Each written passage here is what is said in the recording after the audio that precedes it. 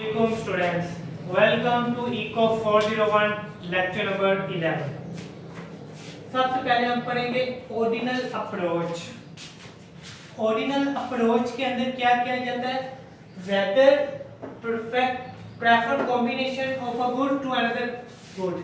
यानी ordinal approach के अंदर ये हमसे ये क्वेश्चन पूछता है यूटिलिटी के बारे में कि कंज्यूमर ने गुड्स ए को प्रेफर किया या गुड्स बी को प्रेफर किया है, कौन सी कॉम्बिनेशन ऑफ गुड्स को उसने प्रेफर किया ये हमें बताता है।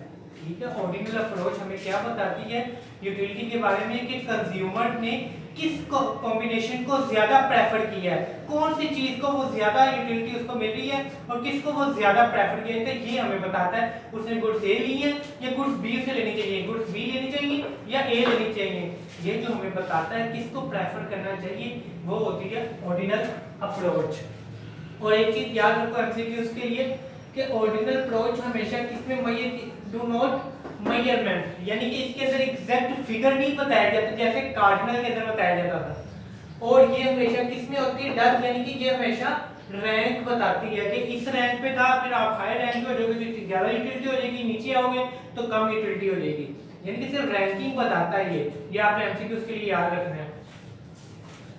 अब इनडिफरेंस कर्व क्या होता है? line charts of different points of utility. Indifference curve is a line which shows different point of utility. Simple, ठीक है। indifference curve की simple definition मैं बोल रहा हूँ वो लिख लेना। ये क्या होता है? indifference curve is a line which shows different points of utility, जो कुछ utility के बारे में बताती है। पहले utility आपकी ये थी, फिर ये थी, यानी कि देखो जैसे जैसे नीचे जा रही है वैसे वैसे यूटिलिटी के अंदर क्या पड़ी जा रहा है? फर्क पड़ी जा रहा है। ये समझो कि ये जो कर्व बना है ना, ये मुख्तलिफ यूटिलिटी के पॉइंट से मिलके बना है। ठीक है, ये इसीलिए इसे डिफरेंट कर्व कहते हैं क्योंकि ये मुख्तलिफ पॉइंट ऑफ यूटिलिटी से मिलके बनता है। और इक्वी यूटिलिटी पॉइंट्स मैंने इसके साथ क्यों लिखा? पिछले लेक्चर में आपको याद होगा लास्ट पे मैंने बताया था कि इक्वी यूटिलिटी पॉइंट्स में क्या होता है? दो या दो से ज्यादा गुड्स का आपस में कॉम्बिनेशन के लिहाज से देखा जाता है कि उसके ऊपर लास्ट पेनी या लास्ट डॉलर स्पेंड करें तो हमें यूटिलिटी क्या मिले? ज्यादा से ज्यादा मिले। तो इसके अंदर भी यही होता है, दो या दो से ज्यादा गुड्स के बारे में कॉम्बिनेशन किया जाता है। जैसे कि देखो गुड वाई और गुड एक्स, दो चीजों का कॉम्बिनेशन किया जाता है, इसीलिए इसे कहते हैं इक्वी यूटिलिटी पॉइंट, क्योंकि दो का कॉम्बिनेशन होता है। Marginal rate of substitution, marginal rate of substitution क्या होता है? Slope between 2 points change in quantity y divided by change in quantity of goods x। पहले तो देखो सब्स्टिट्यूट क्या होता था? मुतबादल, एक से मुतबादल के दरमियान। तो मार्जिनल क्या होता था? एडिशनल यूनिट इस्तेमाल करने के बाद कितना फर्क पड़ रहा है। तो मार्जिनल रेट ऑफ सब्स्टिट्यूशन का मतलब पहले वैसे कांसेप्ट माइंड में बिठा लो, एमसीक्यूज के लिए आपको याद रहे। ये देखा जाता है कि अगर फॉर एग्जांपल बटर यूज किया है तो बटर की क्वांटिटी के अंदर फर्क पड़ा है तो उससे मार्जिन की क्वांटिटी के अंदर क्या फर्क पड़ा है, उन दोनों का जो कॉम्बिनेशन है उसकी ज्यादा की है या उसकी कम की है, उसका एडिशनल यूनिट इस्तेमाल किया। फर्क बटर का अगर एडिशनल यूनिट इस्तेमाल किया है तो उससे मार्जिन के अंदर क्या फर्क पड़ा है, या मार्जिन का एडिशनल यूनिट ज्यादा इस्तेमाल किया है तो उससे बटर के अंदर क्या फर्क पड़ेगा, उसे कहते हैं मार्जिनल रेट ऑफ सब्स्टिट्यूशन। यानी कि ये इसको स्लोप कैसे निकलता है, ये फॉर्मूले याद रख लो। स्लोप निकलता है between 2 points change in quantity of goods y, यानी कि y की क्वांटिटी के अंदर चेंज आने से by change in quantity of x, कि x के अंदर कितना चेंज आया, दोनों को वैल्यू नीचे देख लो y की और x को क्या करके उसको डिवाइड करके फिर उसको देखा जाता है। ठीक है, मार्जिनल रेट ऑफ सब्स्टिट्यूशन में क्या होता है कि गुड्स y के अंदर चेंज आने से जितना चेंज आया डिवाइडेड बाय जितना गुड्स x के अंदर चेंज आया, सिंपल उसे कहते हैं मार्जिनल रेट ऑफ सब्स्टिट्यूशन।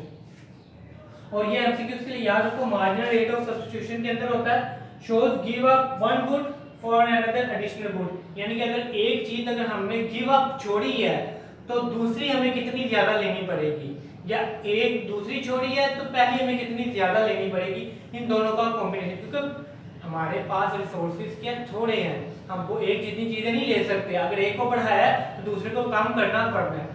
तो इसी तरह ये मार्जिनल रेट ऑफ सब्स्टिट्यूशन क्या शो करता है कि अगर give up one goods of quantity, अगर किसी एक गुड्स की क्वांटिटी को अगर आपने गिव अप यानी कि छोड़ा है तो दूसरे को आप कितना ज्यादा बढ़ाओगे। और ये भी आपने एमसीक्यूज के लिए याद रखना है कि जो मैं पॉइंट्स लिखता हूं ये आपने एमसीक्यूज के लिए याद रखने हैं अच्छी तरह। Diminishing marginal utility relate to principle of diminishing marginal utility. Diminishing marginal utility हमने क्या पढ़ा था कि जैसे फॉर एग्जांपल मैंने पहला ग्लास पिया था तो मुझे फादर और यूटिलिटी मिली थी 10, अगला ग्लास पीऊंगा मुझे मिलेगी 8, इसके 6 फिर 5, हर अगले यूनिट में क्या हो रहा है मेरी जो यूटिलिटी है वो क्या हो रही है, कम हो रही है। इसे कहते थे डिमिनिशिंग मार्जिनल यूटिलिटी। और diminishing marginal rate of substitution भी यही होता है कि जितना किसी एक को बढ़ाई जाएंगे दूसरा क्या हो जाएगा, कम हो जाएगा। उसमें हम ग्लास बढ़ाते थे यूटिलिटी कम होती थी। इसी तरह diminishing marginal rate of substitution में क्या था, तो बटन बढ़ाई जाएंगे मार्जिन की क्वांटिटी कम हो जाएगी। अगर एक को बढ़ाएंगे तो दूसरी कम हो जाएगी, अगर एक को कम किया तो दूसरी बढ़ जाएगी। और मार्जिन भी आपने एमसीक्यूज के लिए याद रखना है, marginal rate of substitution is equal to ratio of marginal utility of X and marginal utility of Y के बराबर यानी कि dy ओवर dx। ये ऊपर मैंने बताया था कि ये स्लोप कैसे निकलता है कि जब goods quantity of goods y को डिवाइड करते हैं x से, यानी कि marginal utility of x divided by marginal utility of y is equal to mRs। Indifference curve, ये भी डेफिनेशन तो पीछे पढ़ ली है, ये जो पॉइंट है ये आपने एमसीक्यूज के लिए याद रखने हैं, वेरी इंपॉर्टेंट। परफेक्ट सब्स्टिट्यूशन क्या, जब इंडिफरेंस कर्व बनाएंगे हम किसका, परफेक्ट सब्स्टिट्यूशन का, तो वो हमेशा कौन सा बनेगा, स्ट्रेट लाइन। पहले तो परफेक्ट सब्स्टिट्यूशन का मतलब देख लो कि कोई ऐसी चीज हो जिसका मुतबादिल भी चीज मार्केट के अंदर शामिल हो, वही बार बार बटर और मार्जिन, टी और कॉफी। तो अगर उसका अल्टरनेट मौजूद है, मुतबादिल इस्तेमाल है, तो फिर हमारा कर्व कौन सा बनेगा, ये देखो सीधा स्ट्रेट लाइन बनेगा। ये आपने एमसीक्यूज के लिए इस तरह याद रखना है। अगर परफेक्ट सब्स्टिट्यूशन है तो इनडिफरेंस कर्व विल बी, वो पूछेगा तो कौन सा बनेगा, स्ट्रेट लाइन, यानी कि इस तरह। लेकिन L shape indifference curve L shape बनेगा। कब एल शेप बनेगा, जब परफेक्ट कॉम्प्लीमेंट्स गुड्स हो।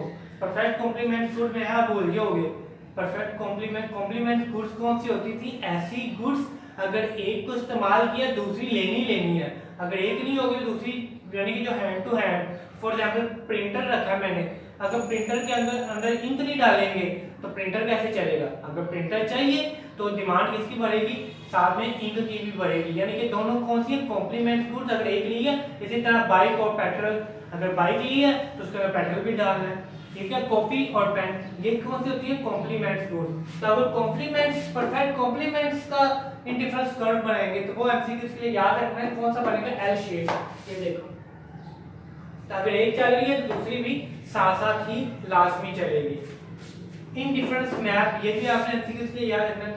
Different level of utility, indifference map और इनडिफरेंस मैप हमें क्या शो करता है, मुख्तलिफ यूटिलिटी के पॉइंट शो करता है कि पहले यूटिलिटी क्या थी, बाद में क्या हो गया, अगर ये हो गया तो फिर यानी कि यूटिलिटी के डिफरेंट पॉइंट्स को शो करता है, उसे कहते हैं इनडिफरेंस मैप। जितना कर्व इसके अंदर ना ऐसे कर्व बनाए जाते हैं, जितना हायर कर्व होगा, higher curve mean high utility, जितना ऊपर चले जाएंगे तो इसका मतलब है उतनी ज्यादा हमें यूटिलिटी मिल रही है। Budget line and indifference curve, budget line ये हमें पीछे पढ़ा था। बजट लाइन के अंदर क्या होता है, बजट लाइन शो करती है combination of two goods X and Y, क्या शो करती है, टू गुड्स की कॉम्बिनेशन को शो करती है। और इसका स्लोप आपने याद रखना है एमसीक्यूज के लिए, -px ओवर py। और इसको कहते हैं कि इनपुट प्राइस रेशियो। अगर वो पूछे डिफाइन इनपुट प्राइस रेशियो तो आप जस्ट ये लिख देना, तो ये इसकी डेफिनेशन बन जाएगी, यानी कि टू गुड्स का combination. Equation of budget line, budget line is equal to होता है y is equal to a plus bx, के हम पीछे पढ़ा हुआ है। तो अब हमारे पास कितनी गुड्स होती हैं, दो गुड्स होती हैं। ये देखो, ये इतना मुश्किल नहीं है, इसको ध्यान के देख लो। फॉर एग्जांपल टू गुड्स ली, x और y, टू गुड्स हमने परचेज की हैं, तो x और y टू गुड्स आ गई, तो उसकी प्राइस आ गई k और उसकी प्राइस आ गई i।